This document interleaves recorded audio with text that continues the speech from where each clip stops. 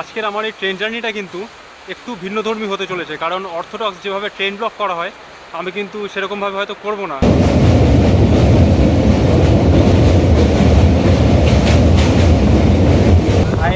ठंडा पानी बोतल बोले रुटी अंडा गाड़ी। এই মুহূর্তে আমরা এসে নামলাম এনজিপিতে। নমস্কার, এক্সপ্লোর উইথ গাঙ্গুলি চ্যানেলের আরও একটা সম্পূর্ণ নতুন ভ্রমণের গল্পে আপনাদের সকলকে স্বাগত জানাই। আজকে 15ই আগস্ট, ঘড়ির কাঁটায় সময় হয়েছে দুপুর 2:04। এই মুহূর্তে দাঁড়িয়ে আছি আমরা শিয়ালদা স্টেশনের 13 নম্বর প্ল্যাটফর্মে। আজকে আমাদের গন্তব্য হচ্ছে শিয়ালদা থেকে, অর্থাৎ কলকাতা থেকে নিউ জলপাইগুড়ি। আমরা বলছি কারণ এই মুহূর্তে কিন্তু আমি একা নই, আমার সাথে রয়েছে বিধানদা। দীঘার সিরিজ যারা দেখেছেন তারা নিশ্চয়ই পরিচিত থাকবেন। কিরম আছো? একদম গুড, অল গুড। অনেক দিন আগে থেকে এটা প্ল্যান করা ছিল, অনেক দিনের আমাদের স্বপ্নের একটা ট্যুর, দার্জিলিং ট্যুর। ফাইনালি আজকে সেটা হচ্ছে, খুব আনন্দিত তার জন্য। তুমি তো অনেকবার গেছো এর আগে। আমি দার্জিলিং একবার গেছি, অফবিটে গেছি, তবে এবারও আমরা যাব, সেগুলো ক্রমশ প্রকাশ্য। কলকাতা থেকে নিউ জলপাইগুড়ি আমরা কভার করব 573 কিলোমিটার যাত্রাপথ। 573 কিলোমিটার যাত্রাপথ কভার করতে আমাদের ট্রেনের সময় লাগবে 11 ঘন্টা 10 মিনিট। শিয়ালদা থেকে দুপুর 3টের সময় আপ 13141 তিস্তা তোরসা এক্সপ্রেসে আজকে আমরা যাচ্ছি নিউ জলপাইগুড়ি। আচ্ছা, একটা কথা স্টার্টিংয়ে বলে রাখি, আজকের আমার এই ট্রেন জার্নিটা কিন্তু একটু ভিন্নধর্মী হতে চলেছে, কারণ অর্থোডক্স যেভাবে ট্রেন ব্লক করা হয় আমি কিন্তু সেরকমভাবে হয়তো করব না, কারণ আমি এই জার্নিটাকে এনজয় করতে চাই। অত দরজার ধারে দাঁড়িয়ে কখন কোন ট্রেন পাস করছে হয়তো সেই ইনফরমেশনটা আপনারা পাবেন না, কিন্তু এন্টারটেনমেন্ট কিন্তু এই ব্লগের মধ্যে থাকবে। সুতরাং যারা একটু এন্টারটেনমেন্ট পছন্দ করেন তারা কিন্তু এই ব্লগটা অবশ্যই দেখবেন। ইনফরমেশনও থাকবে, তবে অতটা হয়তো থাকবে না যতটা আপনারা একটা ট্রেন ব্লগের থেকে আশা করেন। ট্রেনটা স্টেশনে ঢুকছিল, বাট সেটা আপনাদের দেখাতে পারলাম না, দুঃখের বিষয়। কারণ হচ্ছে গিয়ে আমরা যখন হেঁটে আসছিলাম সেখানে একজন আমাদের রেলের পুলিশ ছিলেন, উনি আমাদের ডেকে বললেন যে এখানে নাকি ভিডিও করা যাবে না, তার জন্য নাকি আলাদা করে পারমিশন নিতে হবে স্টেশন মাস্টারের কাছ থেকে।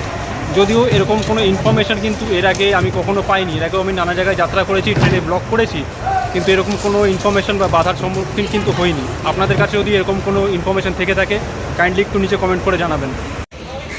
ঠিক দুপুর 3টে ট্রেন আমাদের ছেড়ে দিল শিয়ালদার 13 নম্বর প্ল্যাটফর্ম থেকে নিউ জলপাইগুড়ির উদ্দেশ্যে।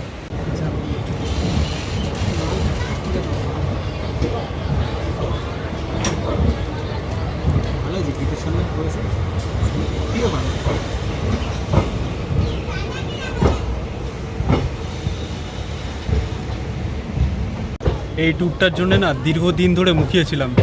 এর আগে পাহাড়ে আমি গেছি 2016 সালে, সেটা গেছিলাম কর্মসূত্রে। সকালবেলা গিয়ে পৌঁছেছিলাম এবং রাত্রিবেলা আবার ওখান থেকে ট্রেন ধরে ব্যাক করেছিলাম। সেভাবে এনজয় করতে পারিনি, ঘোরা তো হয়নি। পাহাড়টা ঠিক যে কী সেই জিনিসটা আমি শুধু মোবাইলের স্ক্রিনেই দেখেছি। এইবার যাচ্ছি ভালো করে ঘুরে দেখার জন্য, নিজে ভালো করে এনজয় করব এবং তার সমস্ত কিছু অভিজ্ঞতা তুলে ধরবো আপনাদের সকলের সামনে, সকলের সাথে। দেখতে থাকুন। দমদম ঢুকছে, বাই বাই দমদম, আবার দেখা হবে 21 তারিখ সকালবেলায়।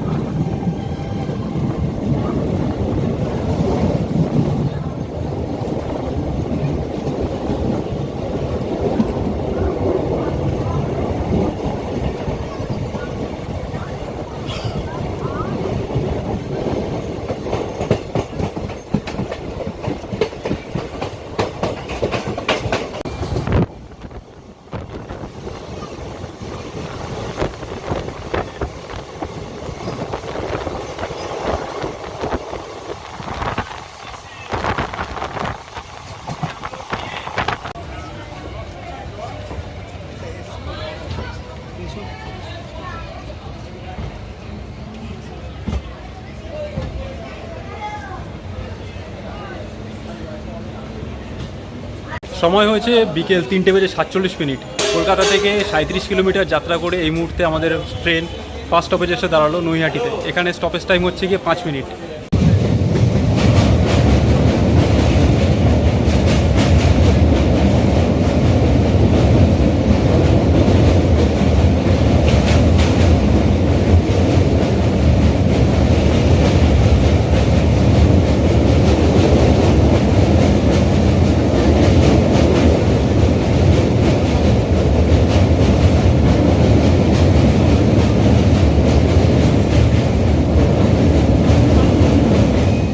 হুগলিঘাট স্টেশনে ট্রেনটা দাঁড়িয়ে গেল। এখানে কিন্তু কোনো স্টপেজ নেই, বাট দাঁড়িয়ে গেল, মনে হয় সামনে সিগন্যাল নেই।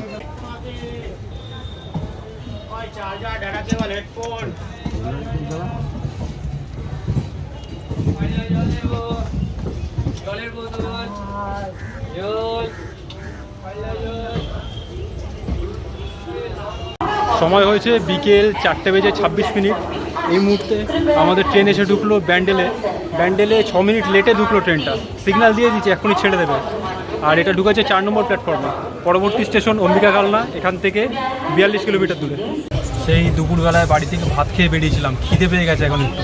তার সঙ্গে এরকম কেক নিয়ে এসেছি, আরও ওই টুকটাক একটু স্ন্যাক্স আছে, ওই চিপস বিস্কুট এইসব চিড়ে ভাজা। তা আপাতত এখন একটু কেকটাই খাই, খিদে পেয়েছে। বাকিগুলো থাক। আর রাত্রে দেখা যাবে, যদি পসিবল হয় আইআরসিটিসি অ্যাপ থেকে অর্ডার দিয়েও খেতে পারি, দেখা যাক, সেটা পরেরটা পরে। আপাতত এটা খেয়ে একটুখানি খিদা নিবারণ করি।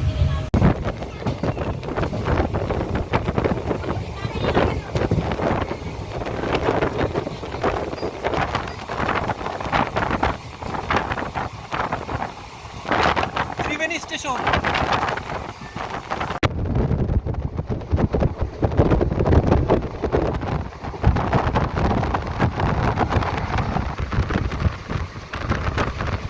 এখন আবার খিদে পেয়ে গেছে, একটু খাই মনে হচ্ছে, কিছু খাই। তা বিধানদা এই পটেটো চিপসের মতো বিস্কুট পাওয়া যায়, ওটা নিয়ে এসছে। আপাতত এখন ওটাই খাবো। কেক খেলাম, এখন আবার এটা খাবো। বন্ধু, খানিকাকে এক পাতলা বৃষ্টি হয়ে গেল, মাটির সেদো গন্ধ, তার সাথে এরকম আকাশ, হালকা মেঘ। জানলার ধারে বসে ট্রেনে এখন ছুটে চলেছি প্রায় 90 কিলোমিটার প্রতি ঘন্টা গতিবেগের উপরে। এক আলাদাই অনুভূতি, দুরন্ত লাগছে। শহরাঞ্চল থেকে দূরে এইরকম প্রকৃতির সাথে। ট্রেনের স্পিড এই মুহূর্তে 95 কিলোমিটার প্রতি ঘন্টা, ভীষণ জোরে যাচ্ছে। জানি না আমার আওয়াজ এখানে ঠিকমতো শোনা যাবে কিনা। জানলার ধারে বসে আছি, ভীষণ হাওয়া লাগছে, খুব আরাম লাগছে। সময় হয়েছে বিকেল 5:07। নির্দিষ্ট সময় থেকে 10 মিনিট দেরিতে এই মুহূর্তে আমাদের ট্রেন এসে পৌঁছলো অম্বিকা কালনা। এইখানে আমাদের ট্রেনের হল্ট হচ্ছে 1 মিনিট।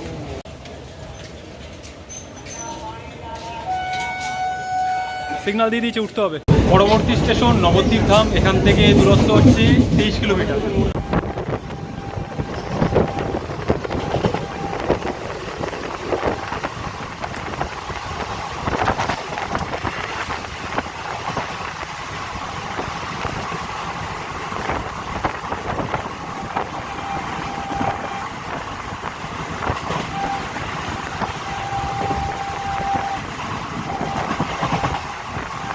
শিয়ালদা থেকে 111 কিলোমিটারের যাত্রা করে এই মুহূর্তে আমরা এসে পৌঁছেছি নবদ্বীপ ধাম। এখানে এখন বাজে হচ্ছে সন্ধ্যে 5:26। 10 মিনিটের মতো ট্রেনটা লেট করলো। আর এখানে স্টপেজ টাইম হচ্ছে 2 মিনিট।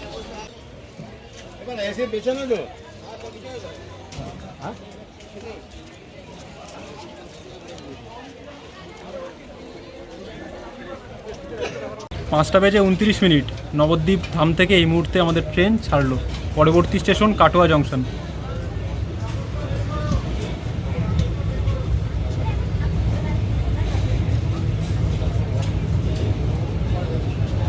এই ট্রেনে যখন নানা রকম হকার বন্ধুরা ওঠে, তাদের যেই সাথে তারা কথা বলে না, শুনতে খুব ভালো লাগে। অনেকটাই এরকম, এই ঠান্ডা পানি বোতল বলে, রুটি আন্ডা গাড়ি, পাটাটা বলে, আর ঠান্ডা বোতল বলে, ঠান্ডা পানি বলে। টোনটাই না আলাদা, শুনতে ভীষণ ভালো লাগে। শিয়ালদা থেকে 151 কিলোমিটার যাত্রাপথ সম্পূর্ণ করে এই মুহূর্তে আমরা এসে দাঁড়ালাম কাটোয়া জংশনে। কাটোয়া জংশনে ট্রেন লেট করেছে 2 মিনিট। এর আগের স্টেশনে কিন্তু 10 মিনিট লেট ছিল, বাট এখানে অনেকটাই লেট মেকআপ করে 2 মিনিট লেটে ট্রেন ঢুকালো। এখন বাজে সন্ধ্যে 6:04। আর এখানে হচ্ছে স্টপেজ টাইম 3 মিনিট।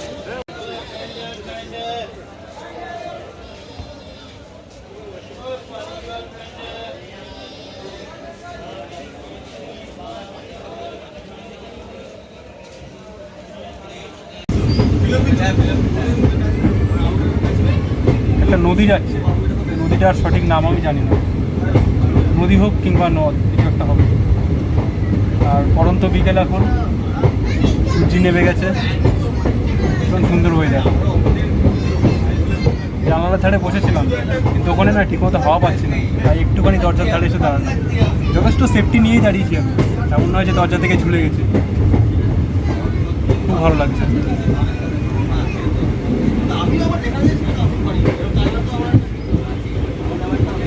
ট্রেনটা ভীষণ স্লো যাচ্ছে এখানে, একটু যদি স্পিডে যেত ভালো হতো। এখন হচ্ছে সালার, কাটোয়া জংশন ছেড়ে এলাম আমরা। এই স্টেশনটা পার করছে, এর নাম হচ্ছে নবগ্রাম হল্ট।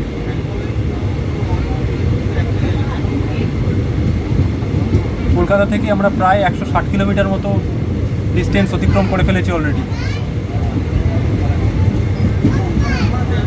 গ্রাম্য পরিবেশ না ভীষণ ভালো লাগে। আমার মা বাড়ি এরকমই একটা কোনো রকম পরিবেশে, যখন ওখানে যাই তখন এরকম দৃশ্য দেখতে পাই। আমাদের শহরাঞ্চলে সচরাচর এরকম দৃশ্যপট দেখা যায় না, এত শান্ত স্নিগ্ধ, ভীষণ ভালো লাগে। সবথেকে বড় ব্যাপার যেটা সবথেকে বেশি আকৃষ্ট করে, কোলাহল মুক্ত পরিবেশ। আমাদের ওখানে সারাক্ষণ গাড়ির হর্ন, প্যাঁ পো, কলকারখানা, ধোয়া, ঝগড়া ঝাঁটি ঝামেলা। এখানে যদি মাঠের মধ্যে কেউ ঝগড়াও করে শুনতে পাবে না পাশের লোক ঠিকভাবে। দিগন্ত বিস্তৃত শুধু মাঠ আর ধান ক্ষেত, তার মাঝখান দিয়ে ট্রেন ছুটে চলেছে, এক আলাদাই অনুভূতি। ট্রেন স্পিড নিচ্ছে,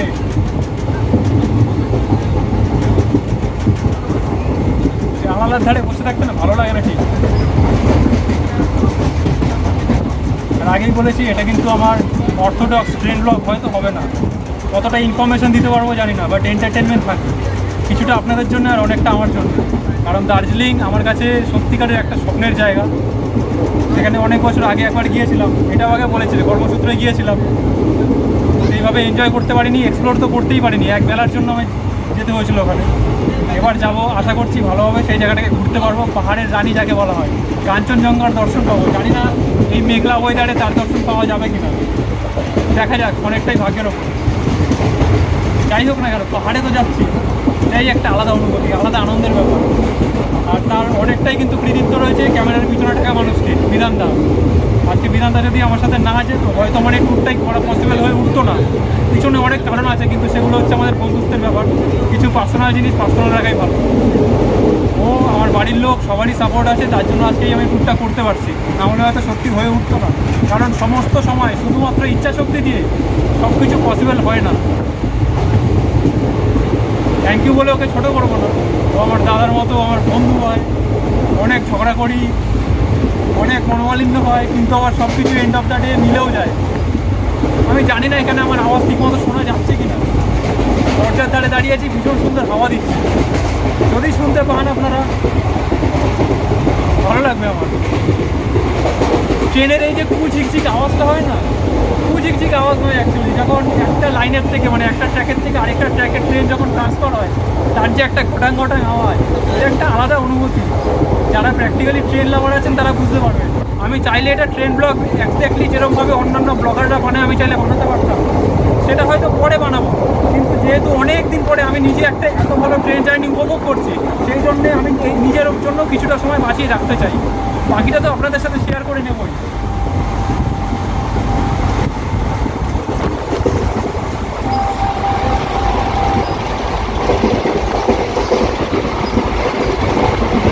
সময় হয়েছে সন্ধে 6:22। এই মুহূর্তে আমরা এসে নামলাম সালারে এসে ট্রেন থামলো, মাত্র 2 মিনিট লেট। 6:20-তে টাইম ছিল, 6:22 এখানে ঢোকালো।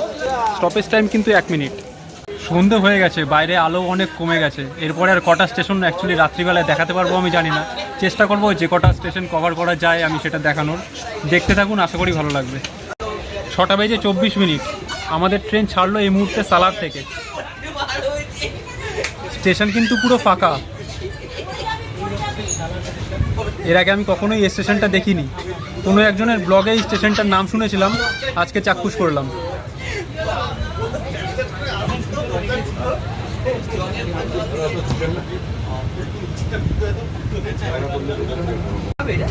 এই হচ্ছে বাজারসো স্টেশন। এখন সময় হয়েছে সন্ধে, দাঁড়ান ঘড়িটা দেখে বলি, 6:35।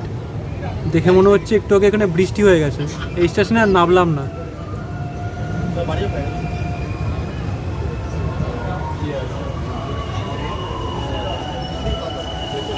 এরপরের স্টেশন খাগড়াঘাট।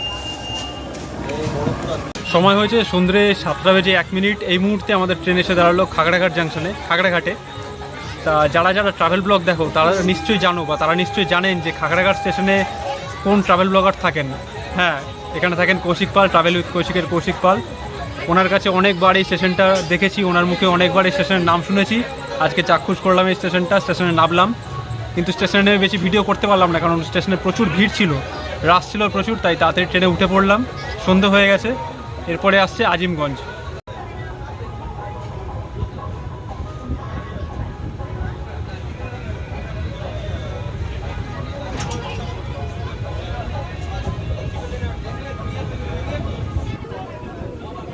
টাটা কৌশিকদা, তোমার স্টেশনকে এই মুহূর্তের জন্য বিদায়। আবারও আসবো কোনো এক সময়।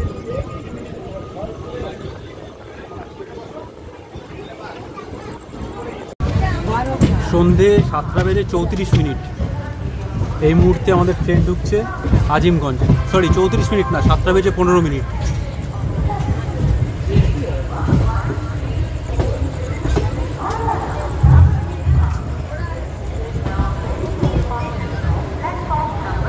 এখানে আর স্টেশন থেকে নামছি না।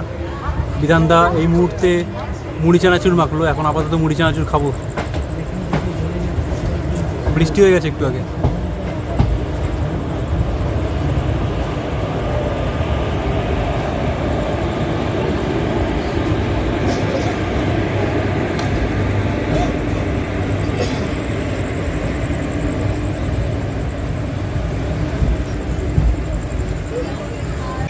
শিয়ালদা থেকে 259 কিলোমিটার যাত্রা করে এই মুহূর্তে আমরা এসে পৌঁছেছি জঙ্গিপুরে। ঘড়ি কাটার সময় হয়েছে রাত্রি 8টা। বিফোর টাইমে এখানে ট্রেন ইন করেছে। টাইম ছিল 8:16, বাট এখানে 8টায় দাঁড়িয়ে গেছে, 8টায় ঢুকে গেছে। তো এখন মনে হচ্ছে অনেকক্ষণই এখানে ওয়েট করবে। বৃষ্টি পড়ছে, এখানে বেশিক্ষণ দাঁড়ানো যাবে না, ভেতরে চলে যাই।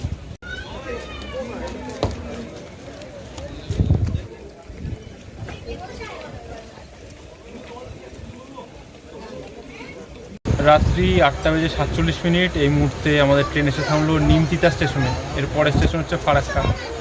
রাত্রি 8:58। এই মুহূর্তে আমরা পার করছি ধুলিয়ানগঙ্গা স্টেশন। এরপরে আসবে ফারাক্কা।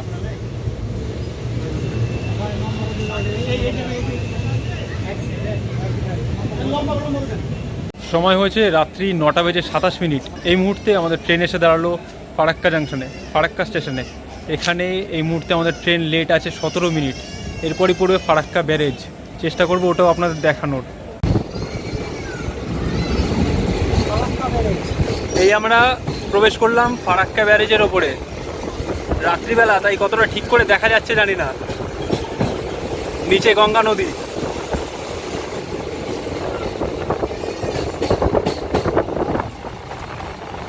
পুরো অন্ধকার, কিচ্ছু দেখা যাচ্ছে না সেভাবে। নিচে না লক গেটগুলো খোলা, হু হু করে জল যাচ্ছে, তার শব্দ শুনতে পাচ্ছি ওপরে বসে।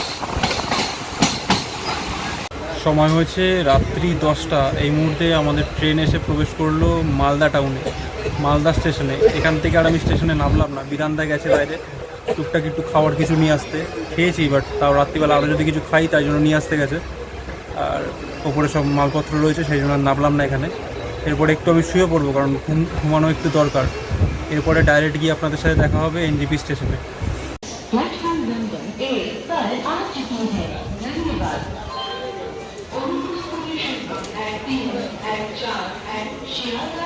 রাত্রি 2:18। এই মুহূর্তে আমরা এসে নামলাম এনজিপিতে, নিউ জলপাইগুড়িতে। ট্রেন মোটের ওপরে যথেষ্ট ভালোই চলেছে, মাত্র 8 মিনিট লেট, খুব একটা বেশি লেট নয়। যাই হোক, এখান থেকে এখন আমরা আর কোথাও যাচ্ছি না। আমরা স্টেশনে যে লাউঞ্জ আছে সেখানে আপাতত থাকবো। এনজিপি স্টেশনের 1 নম্বরে কিন্তু আপনারা পেয়ে যাবেন এই এক্সিকিউটিভ লাউঞ্জ। তা এর ভেতরে কীভাবে যেতে হবে, প্রসিডিওর কী আছে, কতই বা চার্জেস লাগছে সেটা দেখাচ্ছি।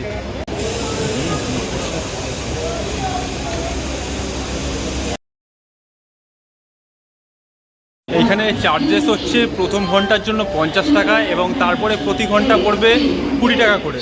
তো এখন বাজে রাত্রি 2:30, আমরা ভোর 5:30 অবধি এখানে থাকবো 3 ঘন্টা। তো আমরা যেহেতু দুজন আছি সেই জন্য 90 টাকা করে পড়ছে আমাদের, টোটাল 180 টাকা। চেষ্টা করবেন এখানকার এই এক্সিকিউটিভ লাউঞ্জটা যতটা সম্ভব অ্যাভয়েড করার, কারণ ভেতরে কিন্তু স্পেস খুব একটা বেশি নেই, ভীষণ ক্লামজি ভেতরের অ্যাটমসফিয়ারটা। খুব গাদাগাদি করে চাপাচাপি করে সবাইকে বসতে হচ্ছে। আর মাল রাখার জন্য আলাদা করে র্যাক দেওয়া আছে, সেখানে মাল রাখতে হবে। কিন্তু যত লোকের এখানে অ্যাকোমোডেশন করা আছে সেভাবে সবার কাছে যদি সেরকম পরিমাণে লাগেজ থাকে তাহলে কিন্তু রাখাটা সত্যি খুব মুশকিল হয়ে যাবে। যাই হোক, এর থেকে ট্রাই করবেন যে স্টেশনেই যদি আপনারা টাইমটা কাটিয়ে দিতে পারেন তাহলে আমার মনে হয় অনেক বেটার হবে। যাই হোক, আজকের ভিডিও এখানেই শেষ করছি। কীরকম লাগলো অবশ্যই জানাবেন, ভালো লাগলে একটি কমেন্ট করবেন, লাইক করবেন এবং শেয়ার করবেন, এবং সাবস্ক্রাইব করতে কিন্তু অবশ্যই ভুলবেন না। সাবস্ক্রাইব করার সময় পাশে থাকা বেল আইকনটি অবশ্যই প্রেস করবেন, তাতে করে আমি যখনই একটা নতুন ভিডিও দেবো তার ইনস্ট্যান্ট নোটিফিকেশান চলে যাবে আপনার কাছে। দেখা হচ্ছে দার্জিলিংয়ের পর্ব নিয়ে পরের পর্বতে। ভালো থাকবেন।